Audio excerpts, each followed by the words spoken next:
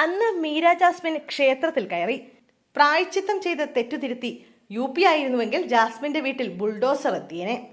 Social media ഇൻഫ്ലുവൻസറും Bigg Boss താരവുമായ ജാസ്മിൻ ജാഫർ ഗുരുവായൂർ ക്ഷേത്രത്തിനുള്ളിൽ റീൽസ് ചിത്രീകരിച്ചത് വിവാദമായി മാറിയിരുന്നു. നിരോധനം മറികടന്ന് കുളത്തിലിറങ്ങി റീൽ ചിത്രീകരിച്ചതിന് ജാസ്മിനെതിരെ പരാതി കൊടുത്തിരുന്നു.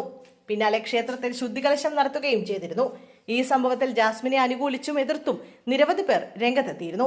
ഈ സംഭവത്തിൽ പ്രതികരണവുമായി എത്തിയിരിക്കുകയാണ് സംവിധായകൻ ആലപ്പി അഷ്റഫ്.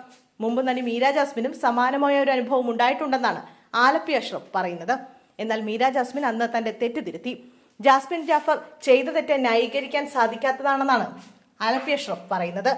അദ്ദേഹത്തിന്റെ വാക്കുകൾ ഇങ്ങനെയാണ്: 2006 പ്രശസ്ത നടി മീര ജാസ്മിൻ എന്ന ജാസ്മിൻ മേരി ജോസഫ് തളിപ്പറമ്പ് രാജരാജേശ്വരി ക്ഷേത്രത്തിൽ കയറി ഭക്തിയോടെ പ്രാർത്ഥിച്ചു. അഹിന്ദുക്കൾക്ക് പ്രവേശനമില്ലാത്ത ക്ഷേത്രമായിരുന്നു അത്.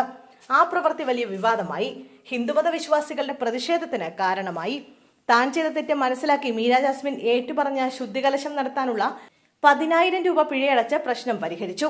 അന്നത് വലിയ വാർത്തയായിരുന്നു. ഇന്നിവിടെ മറ്റൊരു ജാസ്മിൻ പ്രശ്നങ്ങൾ സൃഷ്ടിച്ചിരിക്കുകയാണ്.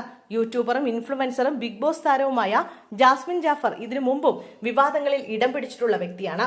ഗുരുവായൂർ ക്ഷേത്രത്തിലെ കുളത്തിലിറങ്ങി കാലുകൾ കഴുകി റീലുകൾ ചിത്രീകരിച്ച് അവരുടെ ഇൻസ്റ്റഗ്രാമിൽ പോസ്റ്റ് ചെയ്തു. അത് ഹിന്ദുമത വിശ്വാസികളുടെ വികാരത്തെ വ്രണപ്പെടുത്തുകയുണ്ടായി. ഗുരുവായൂർ ക്ഷേത്രത്തിൽ വീഡിയോ ചിത്രീകരിക്കുന്നതിന് ഹൈക്കോടതിയുടെ വിലക്കുണ്ട്. ഗുരുവായൂർ ക്ഷേത്രത്തിൽ അഹിന്ദുക്കൾക്ക് പ്രവേശനമില്ല എന്നത് എല്ലാവർക്കും അറിയാം.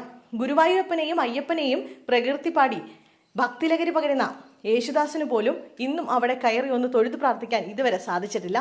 എല്ലാ മതവിശ്വാസികൾക്കും അവരുടേതായ ആചാരവിശ്വാസങ്ങളുണ്ട്. ആ വിശ്വാസങ്ങൾ പരസ്പരം മാനിക്കുന്നത് കൊണ്ടാണ് നമ്മളൊക്കെ ഇവിടെ സാഹോദര്യത്തോടെ കഴിയുന്നത്. വീഡിയോ ചിത്രീകരിച്ചത് ഒരു തരത്തിലും ന്യായീകരിക്കാൻ സാധിക്കുന്നതല്ല. ഇങ്ങനെയാണോ ആളുകളെ ഇൻഫ്ലുവൻസ് ചെയ്യേണ്ടത്? ജാസ്മിന്റെ ഈ പ്രവൃത്തി UP-യിലായിരുന്നുവെങ്കിൽ ജാസ്മിന്റെ വീട്ടിലേക്ക് ബുൾഡോസർ വന്നേനെ, വീടിടിച്ചു നിരത്തിയേനെ, ജാസ്മിന്റെ പേരിൽ 150 കേസും ചാർത്തിയേനെ എന്നും അദ്ദേഹം പറയുന്നു.